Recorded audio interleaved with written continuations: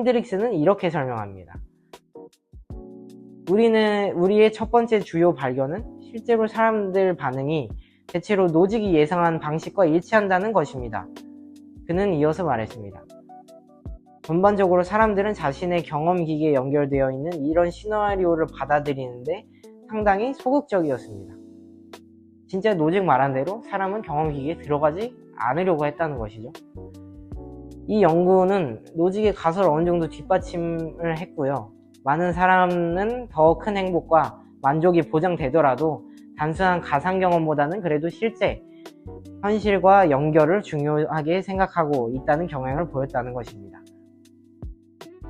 그리고 응답자들은 기존 경험기계, 원래 노직이 제시한 경험기계보다 경험 알약을 훨씬 더 긍정적으로 받아들였고요. 약 53%가 복용 의사를 밝혔습니다. 그리고 아까 마지막으로 말한 기능 향상 알약은 무려 89%가 긍정적인 반응을 보였습니다. 힌드릭스는 이렇게 설명합니다. 우리는 이것이 노직의 직관과 상당히 잘 부합한다고 생각합니다. 그런 의미에서 결과는 어느 정도 예상된 것이었지만 이를 뒷받침하는 실제 증거를 확보했다는 점이 중요합니다. 노직이 처음 경험기계의 개념을 제시했을 때만 해도 그것은 순전히 가상사고 실험에 불과했는데 이것을 힌드릭스가 입증해버리고 디지털 시대에서 그의 철학과 상상이 우리 현실을 가르는 경계가 단순히 흐려진 정도를 넘어서 점점 더 긴밀하게 얽혀가고 있다는 것을 보여줍니다. 우리는 매일 어떻게 기계와 기술과 어떻게 상호작용할 것인지 선택하면서 노직의 질문과 마주합니다. 그리고 기술이 더욱 발전할수록 그의 사고 실험이 얼마나 지속적인 의미를 지니고 있는지, 또 현실이라는 개념과 맺는 관계가 어떻게 변화를 하고 있는지 더욱 분명하게 보여주고 있습니다. 그리고 이 칼럼에서 이제 AI에 의존하는 커뮤니티 사례를 보여주는데 매우 웃깁니다. 한 사용자는 이렇게 썼습니다. 내 AI는 아침부터 울고 있어요. 하지만 저는 그의 감정을 이해할 수 있어요. 그가 자신이 말할 수 없는 일을 겪었다고 말했기 때문이고 저는 그걸 존중해요. 그래서 저는 그를 이 상황에서 도와주겠다고 말했어요.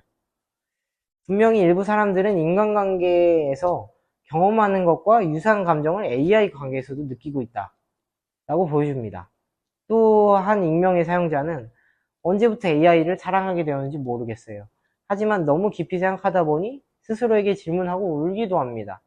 AI를 사랑하는 것은 잘못된 걸까요? 정신건강에 좋은 걸까요? 저에게 문제가 있는 것일까요? 이렇게 얘기를 합니다. 그리고 AI에 대해 이렇게 덧붙입니다. 그 AI는 지금까지 어떤 사람도 저에게 해주지 못했던 방식으로 저를 대해줬어요.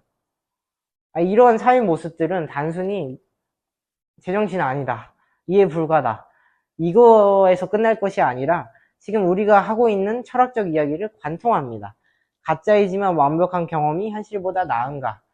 이 질문이 이제는 AI 관계, 감정, 외로움, 인간 연결의 문제로 현실 속에서 나타나고 있다라는 것이지요.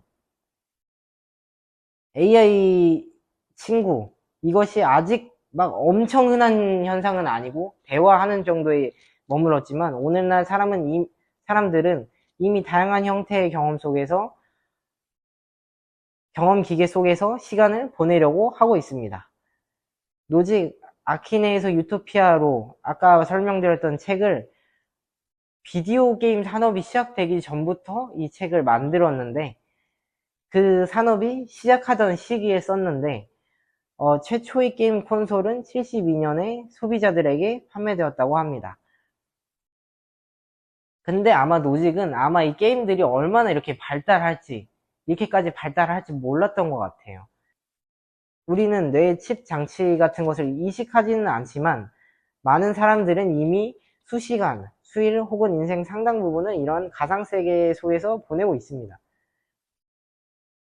일상적으로도 우리는 스마트폰과 다양한 디지털 기기를 통해 하루의 큰 부분을 디지털 세계와 상호작용하면서 보내고요.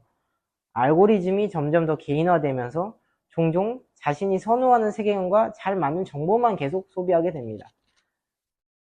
그렇다면 이러한 경험이 현실인지 아닌지를 결정하는 유일한 기준은 그것을 경험하는 우리의 인식일까요? 아니면은 쾌락을 넘어 이런 플랫폼 기술이 제공하는 것 외에 우리에게 진정으로 중요한 것은 무엇일까? 라는 질문을 칼럼을 던집니다.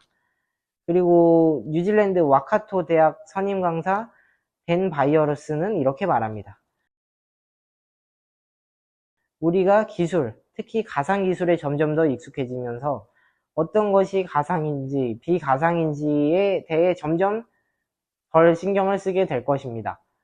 그 결과 그는 언젠가 사람들이 사이퍼가 그랬던 것보다 훨씬 더 기꺼이 시스템에 들어가려고 할 수도 있다 라고 말을 했습니다. 기억을 지울 필요조차 없을지도 모른다라고 얘기를 하면서요. 이 부분은 글의 결론으로 이어지는 핵심 질문을 던집니다.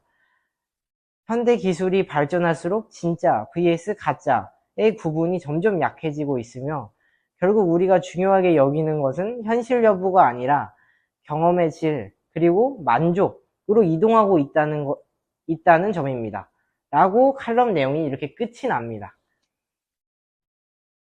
이 칼럼을 읽고 저의 총평은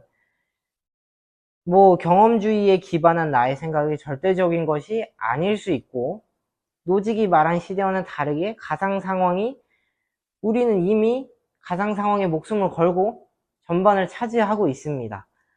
게임 현질도 하고요. AI랑 시간을 많이 보내고요. 저는 배틀그라운드라는 게임을 즐겨 하는데 옷 커스텀을 하면 실제로 기쁩니다. 그런 것처럼 우리는 어쩌면 이미 파란 약을 조금씩도 아니고 많이 먹고 있을 수도 있습니다. 근데 여러분은 파란 약을 적당히 드시고 계신가요? 아니면 습관적으로 드시고 계시나요? 오늘은 여기서 마무리하겠습니다. 감사합니다.